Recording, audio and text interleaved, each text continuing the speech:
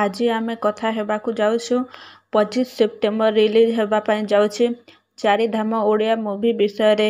एही फिल्म रे हीरो अनुभव महांती को अभिनय करुछंती जहाकु आमे सब बेले परिवार समाज भावनार कहानी रे देखि आसीछु किंतु चारिधाम फिल्म टी रे तांको आमे एकदम नया एवं अलग भाव देखिबू।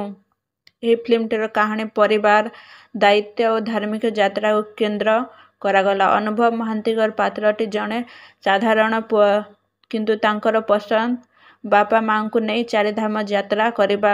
कहानी रही हस कांद प्रेम और सामाजिक संदेश। अनुभव महांती को एही फिल्म रे देखिले सेमानक पुराना चारिधाम फेरी आसी इमोशनल सीन रे ऑडियंस को कनेक्ट करि पारुछंती। एक्शन स्किन रे एनर्जी फैमिली सीन रे real connect सबुटा balance maintain करिछंती।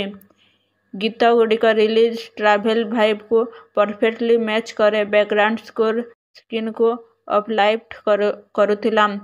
Temple दर्शन जर्नी शूट रे बैकग्राउंड साउंड बहुत इमोशनल फील देथिला। सिनेमाटोग्राफी रे हिमालय टेम्पल ट्रैवल सीन बहुत सुंदर कैप्चर हेथिला।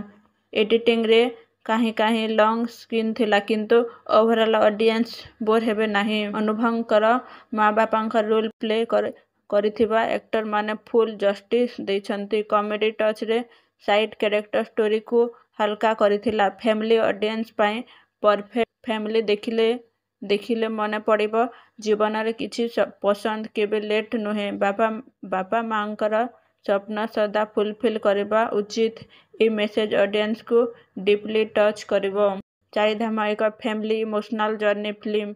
अनुभव महांती का फैन माने ट्रेट ओडिया फिल्म इंडस्ट्री पाई एक पॉजिटिव स्टेप। फैमिली सह सिनेमा हॉल रे देखिबा पाई परफेक्ट फिल्म। आपण माने एही फिल्म देखिबे कोठू। अनुभव कर एक्टिंग केमिति लागिला कमेंट रे जणांतु।